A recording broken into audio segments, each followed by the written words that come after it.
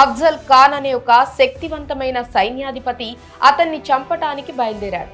అతను చాలా పెద్దవాడు, చాలా బలవంతుడు కూడా. అందరూ శివాజీకి చెప్పారు వెళ్ళొద్దు అని. ఇది ఒక ఉచ్చు అని కూడా చెప్పారు. కానీ శివాజీ వెళ్ళాడు. ఎందుకంటే అతను తన ప్రాణం కోసం కాదు, తన ప్రజల భవిష్యత్తు కోసం జీవిస్తున్నాడు కాబట్టి. ఆ రోజు ప్రతాప్గఢ్ కోట దగ్గర ఇద్దరూ కలుసుకున్నారు. అఫ్జల్ ఖాన్ శివాజీని ఆలింగనం చేసుకున్నాడు. కానీ అది స్నేహం కాదు, అది ఒక మోసం. ఒక్కసారిగా అతను శివాజీని చంపటానికి ప్రయత్నించాడు. కానీ అతను ఊహించని విషయం జరిగింది. శివాజీ ముందే సిద్ధంగా ఉన్నాడు.